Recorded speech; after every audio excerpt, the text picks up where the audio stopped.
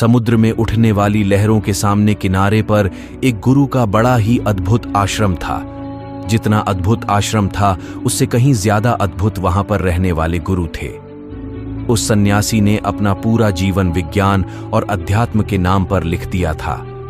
संध्या समय पास के ही गांव से कुछ युवक उस सन्यासी के उपदेश सुनने के लिए उस आश्रम में पहुंच जाते थे। एक दिन संध्या उपदेश में एक युवक ने गुरु से एक सवाल किया। उसने कहा कि गुरुदेव, मन बड़ा ही विचित्र है। मैं बार बार अपने आप से ये बोलता हूं कि ये गलती मैं इस बार नहीं करूंगा, लेकिन हर बार मैं वही गलती दोबारा से दोहरा देता हूं। सोचता हूं कि अतीत में जो गलतियां मुझसे हुई है उनके लिए मैं पश्चाताप ना करूं, लेकिन मेरा मन हमेशा पीड़ा से भरा रहता है।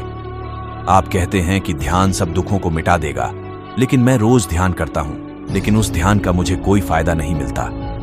ऐसा क्यों होता है? मैं क्या करूं? कृपया करके मेरा मार्गदर्शन करिए। सन्यासी ने सबकी समस्या हल करते हुए कहना शुरू किया। उन्होंने बताया कि शुरुआती ध्यान सबसे ज्यादा कठिन होता है, क्योंकि शुरुआत में व्यक्ति के मन को आदत नहीं होती है। वो इधर उधर भागता है, दौड़ता है, अतीत की बातों को याद करता है, लेकिन ध्यान एक जगह पर लगा नहीं पाता। प्राचीन समय में जब भी कोई शिष्य अपने गुरु के पास ध्यान सीखने के लिए आता था, तो वो गुरु उस शिष्य को ब्रह्म मुहूर्त में ध्यान लगाने के लिए कहा करते थे, क्योंकि ब्रह्म मुहूर्त सृजन का समय होता है। इस समय सारी प्रकृति एक नए दिन की शुरुआत करती है।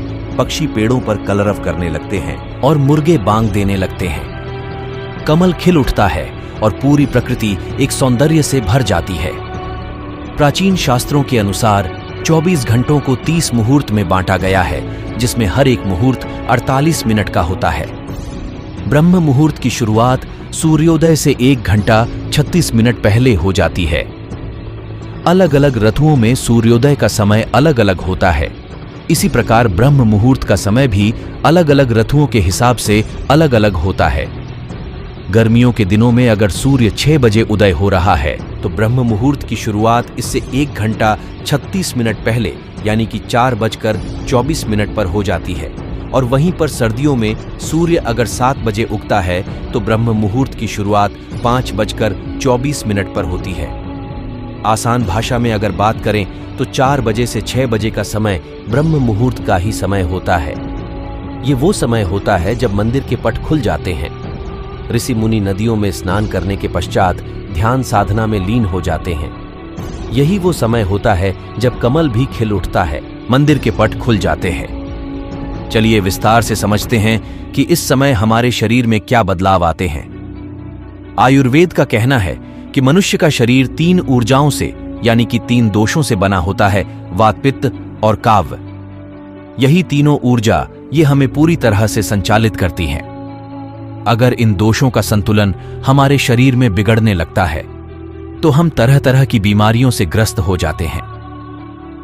इन तीनों में से सबसे मुख्य ऊर्जा होती है वात की। वात का संतुलन बिगड़ने से हमारे शरीर में 80 तरह की बीमारियां पैदा होती हैं। पीठ का संतुलन बिगड़ने से 40 और कफ का संतुलन बिगड़ने से 20 तरह की बीमारियां जन्म लेती हैं। इस प्रकार इन तीनों दोषों में से वात सबसे ज्यादा महत्वपूर्ण है, और वात हमारे शरीर में सबसे ज्यादा सक्रिय सुबह के 2 बजे से 6 बजे के बीच में होता है। यानी कि ब्रह्म मुहूर्त से पहले उठने वाले लोगों का वात हमेशा संतुलन में रहता है, और इसी वजह से उनका पेट अच्छे से साफ होता है। उन्हें कोई बीमारी नहीं होती, वो हमेशा ऊर्जा से भरे हुए रहते हैं। उनका मुख कमल की तरह चमकता रहता है, उनमें असीम सौंदर्य पैदा हो जाता है। ब्रह्म मुहूर्त में उठने वाले लोग हमेशा आनंद में रहते हैं और किसी भी काम को वो ध्यान बना लेते हैं। जो भी बुद्धिमान आदमी होता है वो इस समय को व्यर्थ नहीं गवाता। अष्टांग हृदय, जो कि आयुर्वेद की एक श्रृंखला है, उसमें लिखा हुआ है कि खुद को जानने के लिए सबसे योग्य समय ब्रह्म मुहूर्त का ही होता है। जो लोग ध्यान में गहरे उतरना चाहते हैं, खुद की खोज करना चाहते हैं, उन लोगों के लिए ब्रह्म मुहूर्त का समय किसी वरदान से कम नहीं होता है। ये वो समय होता है जब पूरी प्रकृति एक नई शुरुआत करती है।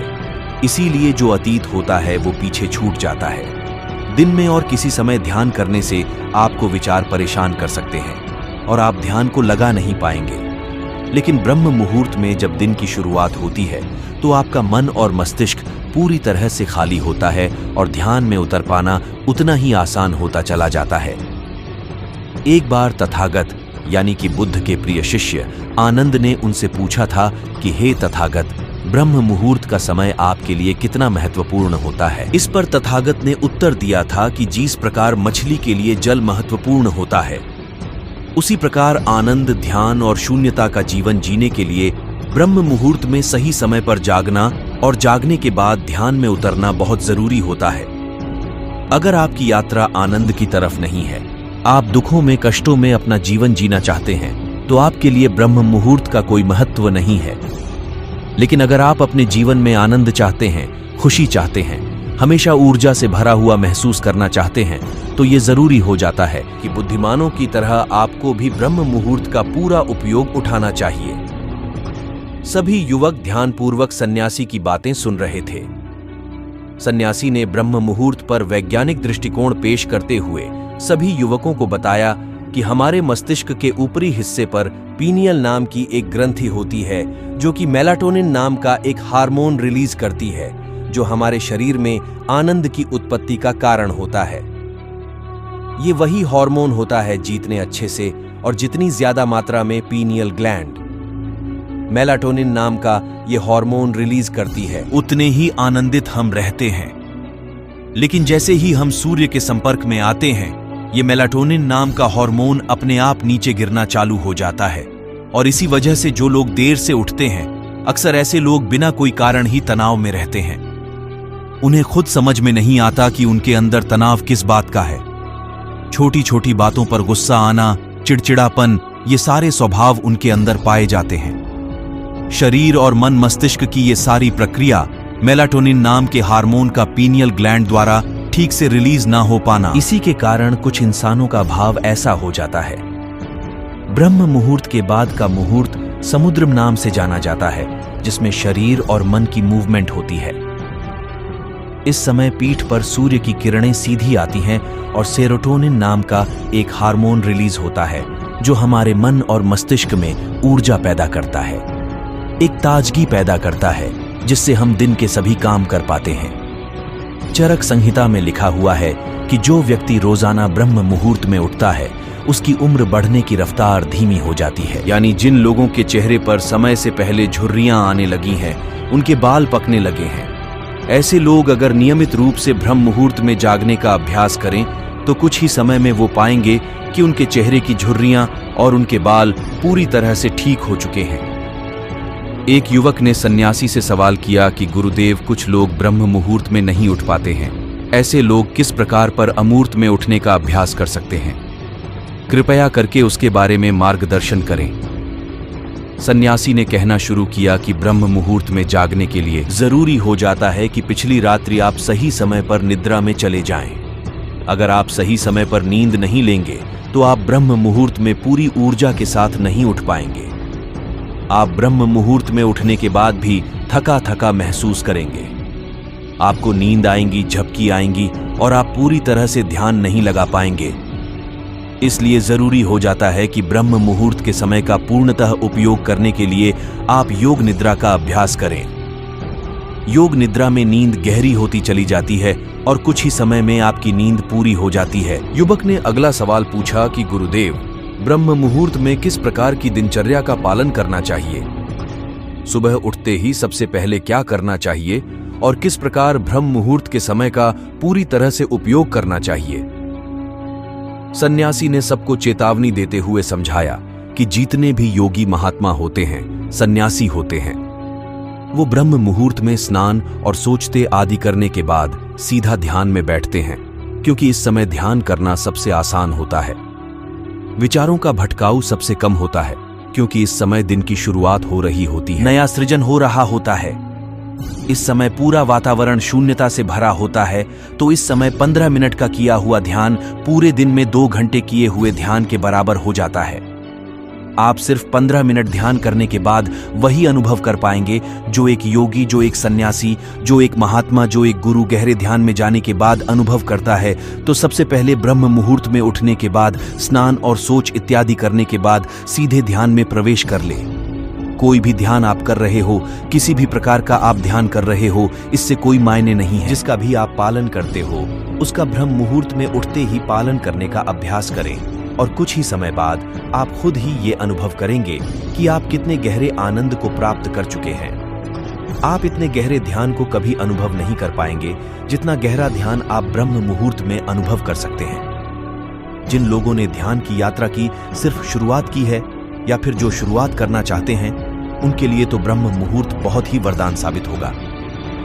सन्यासी ने चेतावनी देते हुए बताया कि कुछ लोग ब्रह्म मुहूर्त में जागने के बाद भी उस समय का सही उपयोग नहीं करते हैं। कुछ लोग अपना मोबाइल फोन यूज करने लगते हैं, तो कुछ लोग किसी से बातें करने लगते हैं। लेकिन इस समय अगर आपका टहलने का मन हो रहा है, ध्यान करने के बाद, तो आप अपने चप्पल या जूते निकालकर हरी घास पर घूमें। इससे आपकी त्वचा और आपकी आंखों को बहुत ही लाभकारी फायदे मिलेंगे। ध्यान और योग आसन करने के बाद एक व्यक्ति को शारीरिक अभ्यास जरूर करना चाहिए ब्रह्म मुहूर्त में, क्योंकि ब्रह्म मुहूर्त में जब हमारे शरीर से पसीना निकलता है तो हमारे रक्त तक शुद्ध वायु यानी कि ऑक्सीजन पहुंचती है, जो हमारे रक्त संचार को बेहतर कर देती है और हमारे शरीर की सारी गंदगी बाहर आ जाती है। शारीरिक अभ्यास करने के बाद आप पूरे दिन चुस्त रहेंगे। आप बिल्कुल भी आलस्य नहीं करेंगे, थका थका महसूस नहीं करेंगे। जिससे भी मिलेंगे जिंदा दिली से मिलेंगे। लोग खुश हो जाएंगे। आपके पास बैठकर आपसे बातें करके लोग मंत्रमुग्ध हो जाएंगे। और यही सफलता का सबसे बड़ा मंत्र होता है। जो लोग सुबह उठकर ध्यान और शारीरिक अभ्यास मात्र कर लेते हैं, वो जीवन में बड़ी से बड़ी उपलब्धियां हासिल कर सकते हैं। आखिर में सन्यासी ने सभी युवकों को समझाते हुए कहा कि ब्रह्म मुहूर्त का समय हमारे जीवन का सबसे कीमती समय होता है। इसीलिए इस समय को दूसरी गतिविधियों में बर्बाद मत करो। इस समय को तुम अपनी आध्यात्मिक और मानसिक उन्नति के लिए बहुत अच्छे से इस्तेमाल कर सकते हो और इसका सदुपयोग कर सकते हो। इसके बाद सन्यासी सभी को प्रणाम करके वहां से प्रस्थान कर गए।